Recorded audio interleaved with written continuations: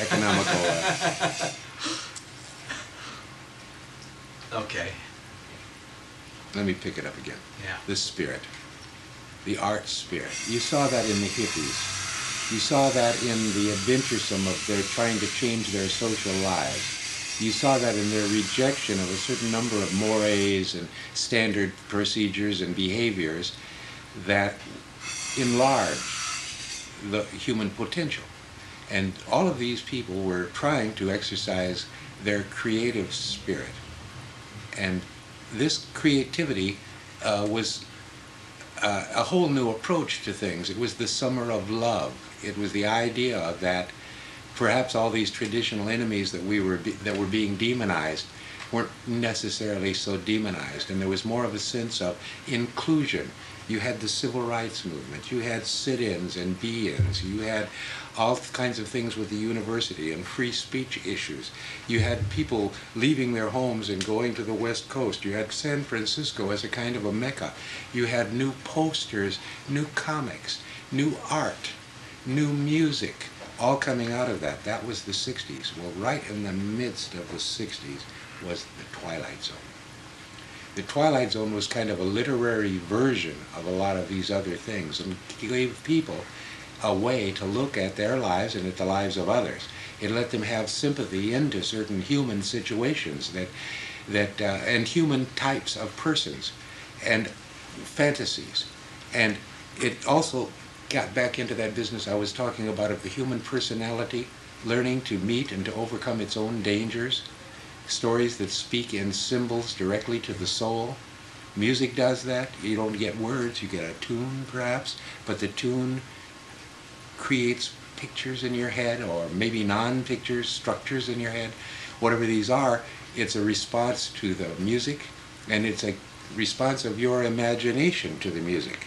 You take yourself into the thing, and it can transform you. You can identify with it and become it.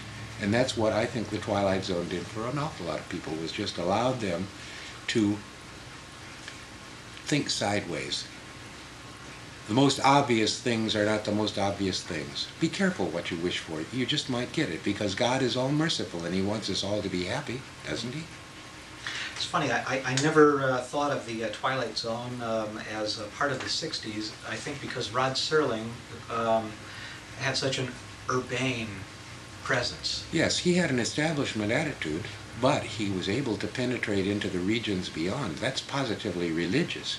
That when you start this teaser and you see this evocative thing happening, and then the camera whips to Rod Serling and he says, portrait of a writer. He thinks he's going to live forever. Da-da-da, you know?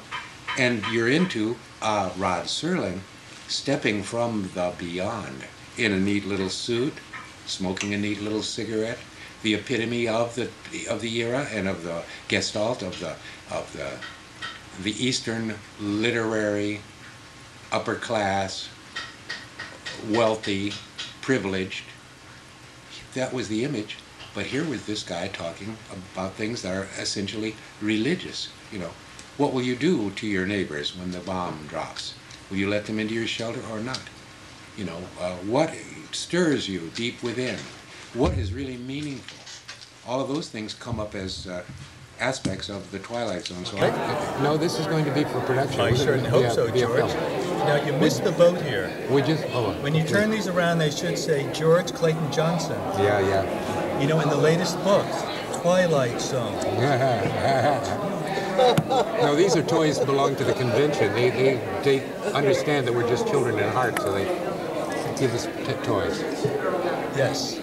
So, the idea of the film is that, I just talked with Ray Bradbury, and he talked with us a while, and I talked with Julia Schwartz, I know we know Julie. We know Julie. And before it's all over, I'll talk with them all, Silverberg and Harlan and you and everybody.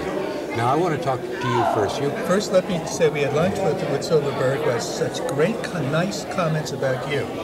Wonderful. Yes, We he didn't understand it. I said, are you sure you're talking about the George Clayton Johnson? We know. We know. And he said, yes, and I knew him way back when in the 60s. He did. Yes, he did. We had a lovely conversation. Yes, lovely conversation. Tremendous fan of yours. Tremendous fan You of as an his. author and you as a person. Wanted to say that. Yes. We were talking about Ocean's 11. Can you tell me, when you saw the movie, what did you think of it? I was disappointed on the one hand, but to have the experience of watching these Saul Bass credits, sprightly, bright, inventive, slot machines clicking into place, and then there's a credit, and then comes this long line that says, based on a story by George Clayton Johnson and Jack Golden Russell, just big enough to be read in this huge, huge expanse of black screen, surrounded by Saul Bass imagery. And I'm watching it, and then bam, that happens. So after that, I was totally damn dazed, because to see my name on the screen associated with this big movie, and to have Charles Beaumont and William F. Nolan and Helen Beaumont and Lola and Frank and Fred and a couple of other people sitting around who had been known about this, and so as a sort of a conqueror, we went to hope to love the movie. And then the movie went on its merry way. Well, there was star power there. Undeniable. These guys loved the camera loved them. They were very easygoing. They were so relaxed, and the movie was so implausible that to sort of to protect their egos, none of them really took it seriously, so that nobody ever felt for a moment as an actor in any kind of jeopardy that they could identify with. So they, with their hands in their pockets, they nonchalantly stroll their way through this robbery and other events.